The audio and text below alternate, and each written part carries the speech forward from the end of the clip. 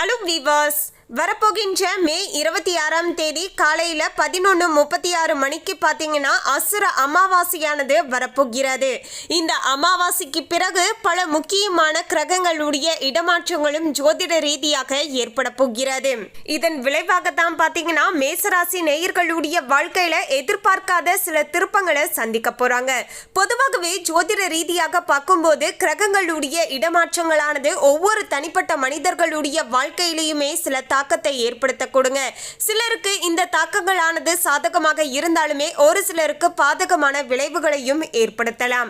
பொதுவாகவே நம்முடைய வாழ்க்கையில நம்ம சில பிரச்சனைகளை சந்திக்கும் போதுதான் இந்த பிரச்சனை தான் வரப்போகுது அப்படிங்கிற விஷயம் நமக்கு முன்கூட்டியே தெரிஞ்சிருந்தா நம்ம ரொம்பவே ஜாக்கிரதையாக இருந்திருக்கலாமே, இப்படிப்பட்ட பிரச்சனையும் நம்ம வராம பார்த்து இருந்திருக்கலாமே அப்படின்னு நம்மில் பெரும்பாலானோர் யோசிப்பது உண்டுங்க. உதாரணத்துக்கு சொல்லணும்னா தொழில் ரீதியாக நஷ்டங்கள் ஏற்பட போகுது அப்படிங்கிற விஷயம் நமக்கு முன்கூட்டியே தெரிஞ்சிருந்தா நம்ம ஜாக்கிரதையாக ஒவ்வொரு விஷயங்களையும் பார்த்தீங்கன்னா செய்துட்டு வருவோம். அதிகப்படியான இன்வெஸ்ட்மெண்ட் செய்வதையும் பார்த்தீங்கன்னா நம்ம தவிர்த்து கொள்வோங்க. இப்படி நம்ம செய்துட்டு வருவதன் மூலமாக பார்த்தீங்கன்னா நமக்கு ஏற்படக்கூடிய நஷ்டங்களையும் நம்ம தவிர்த்து கொள்வதற்கு ரொம்பவே உதவியாக இருக்க கொடுங்க. அந்த வகையில தான் பார்த்தீங்கன்னா ஜோதிடத்தின் மூலமாக இனி வரப்போகின்ற நாட்களில் தொழில் ரீதியாக லாபம் கிடைக்க போகிறதா, இல்லை என்றால் நஷ்டமானது ஏற்பட போகிறதா, தனிப்பட்ட குடும்ப வாழ்க்கையானது எப்படி அமைய போகிறது, என்ன மாதிரியான பிரச்சனைகள் வரப்போகிறது, எந்தெந்த வகையில் உங்களுக்கு சந்தோஷமானது வரப்போகிறது, நீங்க எப்படி நடந்துக்கணும், எப்படி எல்லாம் நடந்துக்க கூடாது அப்படிங்கிற இந்த ஒரு சின்ன சின்ன பேசிக்கான விஷயத்தை நம்ம தெரிஞ்சுக்கிட்டு அதற்கு தகுந்தாற் போல கொஞ்சம் நம்ம நடந்து கொள்கின்ற பட்சத்தில் நமக்கு ஏற்படக்கூடிய பிரச்சனைகளை தவிர்த்து கொள்வதோடு அதிர்ஷ்டத்தை இன்னும் கொஞ்சம் அதிகமாக பெற்றுக்கொள்வதற்கு இந்த ஒரு ஜோதிட கணிப்புகளானது ரொம்பவே உதவியாக இருக்கும் அப்படின்னே சொல்லலாங்க. அந்த வகையில தான் இந்த ஒரு கொடூரமான அமாவாசைக்கு பிறகு பார்க்கும்போது மேசராசி நேயர்களுக்கு நிலைமை எப்படி அமைஞ்சிருக்கு அப்படிங்கிறத நம்ம தெரிஞ்சுக்கலாங்க. அதோடு மேசராசி நேயர்கள் இந்த வீடியோவை பார்க்கக்கூடியவங்க ஓம் முருகா போற்றி அப்படிங்கிற இந்த திருமந்திரத்தை கமெண்ட்ஸ்ல 3 முறை டைப் பண்ணுங்க. அதோடு பார்த்தீங்கன்னா இந்த ஒரு கொடூரமான அமாவாசை நாளில் இது போன்ற காகத்திற்கு எளிமையாக நீங்க சாதங்களை வைத்துட்டு வருகின்ற பட்சத்தில் உங்களுக்கு முன்னோர்களுடைய சாபம் நீங்கி முன்னோர்களுடைய ஆசீர்வாதமானது உங்களுக்கு கிடைக்கும். எனவே காகத்திற்கு என்ன சாதம் வைக்கணும் அப்படிங்கிற எல்லா விஷயத்தையுமே டீட்டெயிலாக தெரிந்து கொள்ளலாம். அதுக்கு முன்னாடி இன்னும் நம்ம சேனலை சப்ஸ்கிரைப் பண்ணலனா சப்ஸ்கிரைப் பண்ணிடுங்க. அப்படியே பக்கத்தில் இருக்கக்கூடிய பெல் ஐக்கானையும் பிரஸ் பண்ணுங்க. வாங்க வீடியோக்குள்ள போகலாம். 26/5/2025 சோமவாரம் என்று சொல்லக்கூடிய நாளிலேயே முருகப்பெருமான வழிபாடு செய்வதற்கு உரிய கிருத்திகை நட்சத்திரத்தன்று தான் இந்த ஒரு அமாவாசை திதியானது வரப்போகிறது.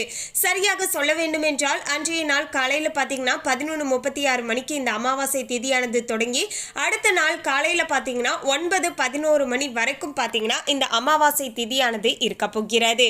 இதன் பிறகுதான் பார்த்தீங்கன்னா ஜோதிட ரீதியாகவும் பல முக்கியமான கிரகங்களுடைய இடமாற்றங்களும் தொடர்ச்சியாக ஏற்பட்டு கொண்டே இருக்கிறது. இதையெல்லாம் வைத்துதான் வரப்போகின்ற ஜூன் 14ஆம் தேதிக்குள்ள நிச்சயமாக மேசராசி நேயர்களுடைய வாழ்க்கையில இனி இதெல்லாம் நடந்தே தீரும் என்றும் கணிக்கப்பட்டு இருக்கிறது. மேசராசி நேயர்களே, மேசராசி அன்பர்களுக்கு இனி வரப்போகின்ற நாட்கள் குடும்பத்துல உறவினர்களுடன் கருத்து வேறுபாடுகளானது ஏற்படக்கூடும் என்பதால பொறுமையாக இருக்க வேண்டியது மிகவுமே அவசியம் அப்படின்னே சொல்லலாங்க. குறிப்பாக சொல்லணும்னா கணவன் மனைவிக்கு இடையே கருத்து வேறுபாடு ஏற்படக்கூடும் என்பதால ஒருவரை ஒருவர் விட்டு கொடுத்து அனுசரித்து செல்வது நல்லதாக இருக்க கொடுங்க. இதன் மூலமாக குடும்பங்களில் ஏற்படக்கூடிய சண்டை சச்சரவுகளை தீர்த்து கொள்வதோடு கணவன் மனைவி ஆகிய உங்களுடைய உறவுக்குள்ள எந்தவித சிக்கல்களும் அதிருப்தியும் ஏற்படாமல் பார்த்து கொள்ளலாம். குடும்பத்துல பாத்தீங்கன்னா மகிழ்ச்சியான நிலையை பாத்தீங்கன்னா அவ்வப்போது சில இடங்கள்ல காணப்படுங்க. அதாவது எந்த அளவுக்கு நீங்க விட்டு கொடுத்து நடந்துக்கிறீங்களோ அந்த அளவிற்கு குடும்பத்துல மகிழ்ச்சியான சூழலுமே ஏற்பட கொடுங்க. சுப நிகழ்ச்சிகள் அடுத்தடுத்து நடப்பதால உறவினர்களுடைய வருகையால வீட்டுல மகிழ்ச்சியும் உற்சாகமும் பெருக கொடுங்க. நிச்சயமாக பாத்தீங்கன்னா இனி வரப்போகின்ற நாட்கள் வீடுகளில் பாத்தீங்கன்னா மகிழ்ச்சியான பல நல்ல விஷயங்கள் நடக்கலாங்க. சோ இந்த மகிழ்ச்சியை நீங்க முழுமையாக அனுபவிக்கணும், சந்தோஷப்படணும் அப்படின்னு நினைச்சீங்கன்னா நீங்க குடும்பங்கள்ல பாத்தீங்கன்னா சண்டை சச்சரவுகள் இல்லாமல் இருக்கணும் இல்லையா? உதாரணத்துக்கு சொல்லணும்னா உங்களுக்கும் உங்களுடைய பார்ட்னருக்கும் இடையே சண்டை வருது அப்படின்னா அந்த நேரத்தில் வீட்டில் ஒரு ஃபங்க்ஷன் நடக்குது இருக்குது, உறவினர்கள் எல்லாருமே வராங்க அப்படின்னா அவங்களோட நீங்கள் சந்தோஷமாக பேசி சிரித்து அந்த நேரத்தை பார்த்தீங்கன்னா உங்களால் செலவிட முடியாது. காரணம் என்னன்னா, இப்படி உங்களுக்கும் உங்களுடைய பார்ட்னருக்கும் இடையே சண்டை இருக்குதே அப்படிங்கிற மாதிரியான மன வருத்தமானது மனதுக்குள்ளே இருக்க கொடுங்க. ஸோ நீங்கள் 2 பேருமே பார்த்தீங்கன்னா கொஞ்சம் விட்டு கொடுத்து நடந்து கொள்வதன் மூலமாக உங்களுடைய குடும்பங்களில் ஏற்படக்கூடிய மகிழ்ச்சியை உங்களாலையும் முழுமையாக பார்த்தீங்கன்னா அனுபவித்து கொள்ள முடியும் அப்படின்னே சொல்லலாங்க. மேலும் பார்த்தீங்கன்னா சுப நிகழ்ச்சிகள் அடுத்தடுத்து நடப்பதால உறவினர்களுடைய வருகையானது இருக்க கொடுங்க. இதனால மகிழ்ச்சியான சூழலானது இருக்க போகிறது. பணப்புழக்கமானது அதிகரிக்க போகிறது. புதிய ஆடை ஆபரணங்களுடைய சேர்க்கையானது சிலருக்கு சாதகமாக ஏற்பட போகிறது. புதிய மின்சார மின்னணு சாதனங்கள் வாங்கக்கூடிய யோகமும் பார்த்தீங்கன்னா இருக்கு அப்படின்னே சொல்லலாங்க. அதாவது வீட்டுக்கு பார்த்தீங்கன்னா ஏர் கூலரு, ஏசி இது மாதிரியான சில பொருட்களை பார்த்தீங்கன்னா நீங்க வாங்கிட்டு வருவீங்க.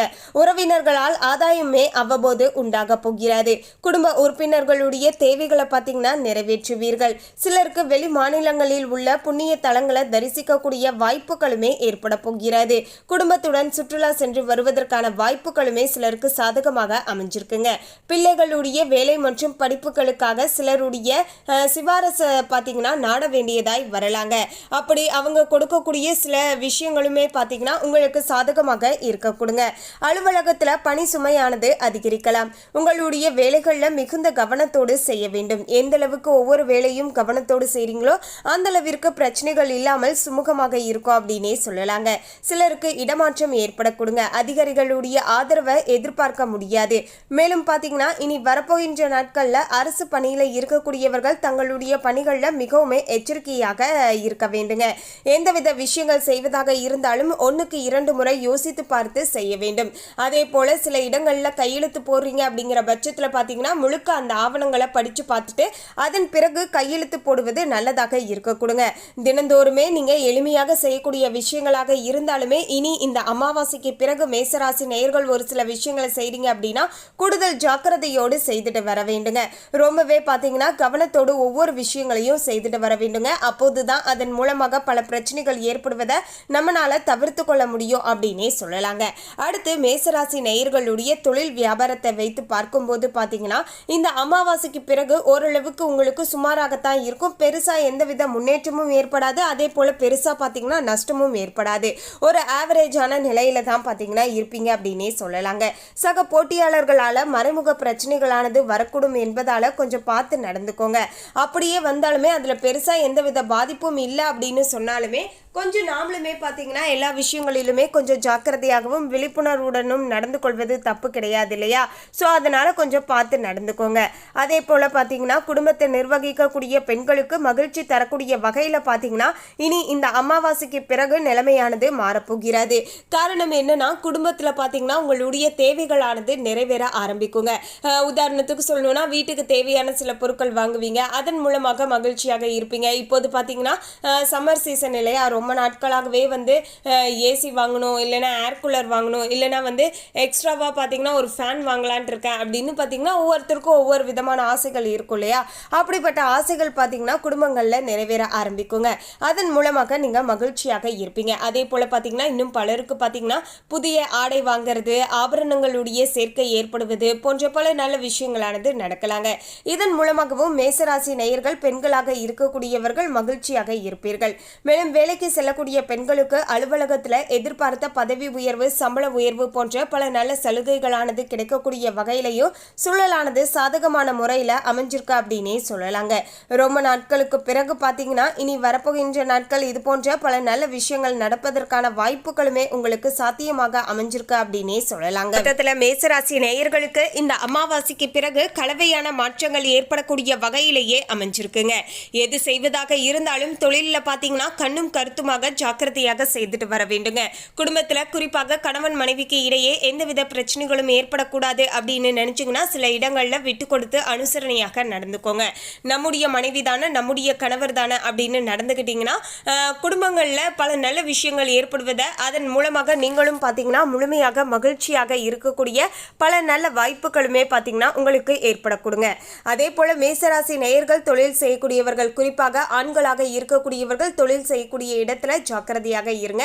அதே போல அரசு வேலையில் இருக்கக்கூடியவர்கள் எந்த ஆவணங்களில் கையெழுத்து இடுவதாக இருந்தாலும் ஒரு முறைக்கு பல முறை யோசித்து பார்த்தீங்கன்னா நீங்கள் கையெழுத்து இடுவது மிகவுமே பார்த்தீங்கன்னா அவசியங்க.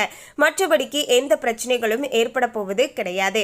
அதே போல் உங்களுக்கு ஏற்ப சாதகமான நாட்கள் அப்படின்னு பார்த்தீங்கன்னா மே மாதம் 28, 31ஆம் தேதி, ஜூன் மாதத்தில் பார்க்கும்போது 2, 4, 6, 12 இந்த நாட்கள் எல்லாமே உங்களுக்கு அதிர்ஷ்டகரமான நாட்களாக அமைஞ்சிருக்குங்க.